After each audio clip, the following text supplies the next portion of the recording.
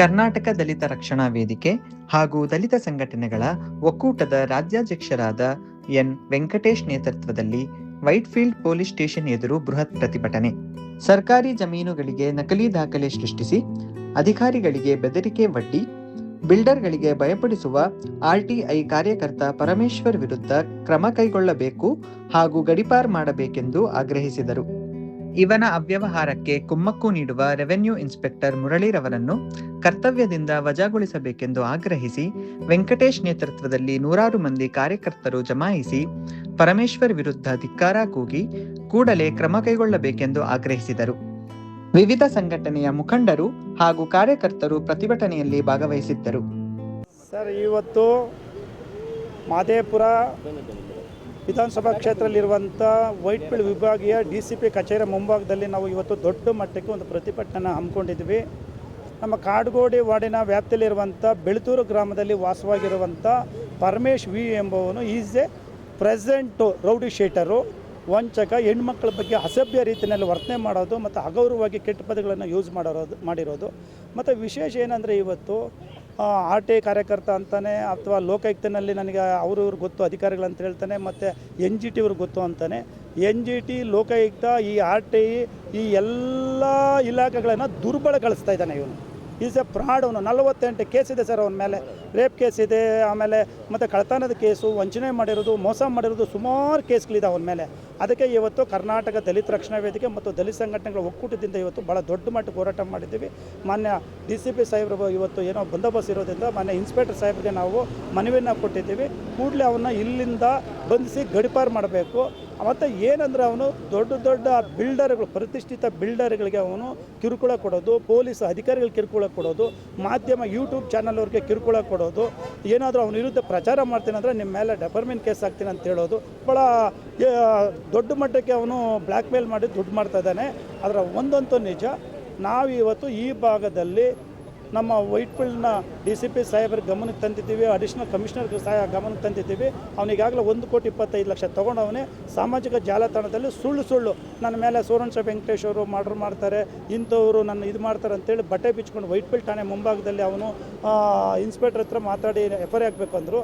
ನಾವೇನು ಕ್ರಿಮಿನಲ್ ಅಲ್ಲ ಅಥವಾ ನಾನು ರೌಡಿನೇ ಅಲ್ಲ, ನಮ್ಮ ಮೇಲೆ ಯಾವುದೇ ರೀತಿ ಕೇಸ್ಗಳಿಲ್ಲ. ನಾವೊಬ್ಬ ಸಾಮಾಜಿಕ ಹೋರಾಟಗಾರ.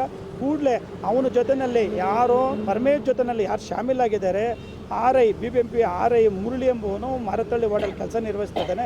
ಅವನ ಜೊತೆಯಲ್ಲಿ ಇನ್ನೊಬ್ಬನು ಯಾರೋ ನಾಗೇಶ್ ಅನ್ನೋನು ಕೂಡ ಇವರೆಲ್ಲ ಶಾಮೀಲಾಗಿದ್ದು ಕುತಂತ್ರ ಮಾಡಿ ಹಣ ಮಾಡೋದೇ ಇವ್ರ ಉದ್ದೇಶ. ದಯವಿಟ್ಟು ಮಾನ್ಯ ಸರ್ಕಾರಕ್ಕೆ ಗೃಹ ಸಚಿವರು ಹೇಳೋದು ಒಂದೇ, ಅವನ ಮೊಬೈಲ್ಗಳನ್ನು ದಯವಿಟ್ಟು ನೀವು ತನಿಖೆಗೆ ಒಳಪಡಿಸಿದ್ರೆ ಇದು ಸತ್ಯಾಂಶ ಹೊರಬೀಳ್ತೈತೆ. ಅವ್ರ ಮೇಲೆ ಕಠಿಣವಾದ ಕಾನೂನು ಕ್ರಮ ಜರುಗಿಸ್ಬೇಕಂತೇಳಿ ನಾನು ಪತ್ರಿಕಾ ಮಾಧ್ಯಮ ಮುಖಾಂತರ ಮನವಿ ಮಾಡಿಕೊಳ್ತೀನಿ. ಸಕಾಲ ಸರ್, ಇವತ್ತು ಮಾಧ್ಯಮ ಮತ್ತು ಮುಂದೆ 2 ಮಾತು ಮಾತಾಡೋಕ್ಕೆ ಇಷ್ಟಪಡ್ತಾ ಇದ್ದೀನಿ.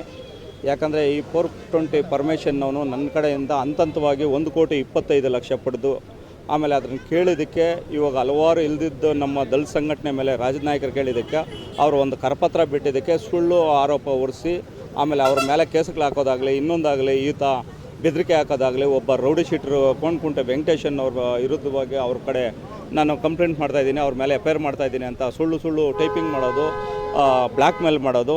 ಈಗಾಗಲೇ ದಲಿತ ಅಂತ ಹೇಳ್ಕೊಂಡು ಈತ ದಲಿತ ಸಂಘಟನೆಗಳವ್ರ ಹೆಸರುಗಳು ಹೇಳ್ಕೊಂಡು ನನಗೆ NGT ಅವ್ರಿಗೆ ಗೊತ್ತು, ಆಮೇಲೆ ಇವ್ರಿಗೆ ಗೊತ್ತು, ಯಾರೋ RI ಇವರು ಅವರು ಗೊತ್ತು ಅಂತೇಳಿ ಸುಳ್ಳು ಅಧಿಕಾರಿಗಳ ಮೇಲೆ ಆರೋಪ ಹೊರಿಸೋದು.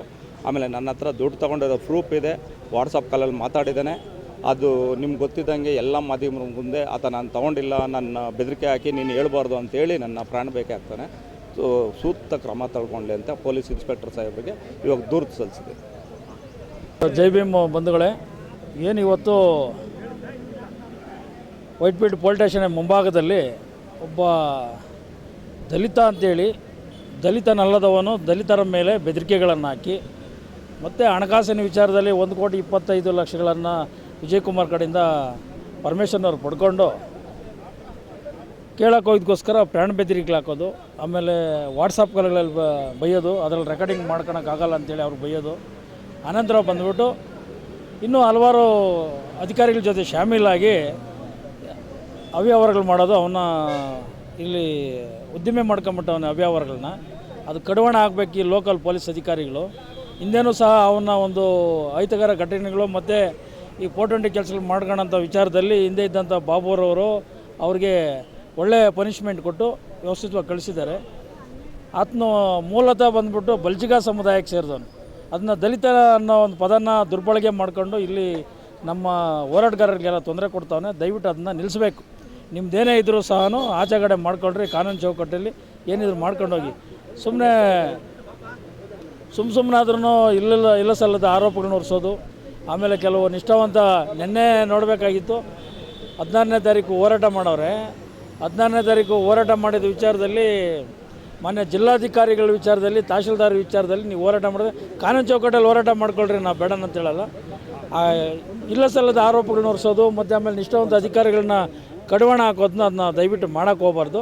ಅಂಥ ವಿಚಾರದಲ್ಲಿ ನಾವು ಕಾನೂನು ಕ್ರಮ ಇವರೇನೋ ಪೊಲೀಸ್ ಅಧಿಕಾರಿಗಳು ಕೈಗೊಂಡಿಲ್ಲ ಅಂದರೆ ಮುಂದಿನ ದಿನಗಳಲ್ಲಿ ನಾವು 27/2/2026 ಫ್ರೀಡಮ್ ಪಾರ್ಕಲ್ಲಿ ಒಂದು ಬೃಹತ್ ತಮಟೆ ಚಳವಳಿಯನ್ನು ಹಮ್ಮಿಕೊಂಡಿದ್ದೀವಿ.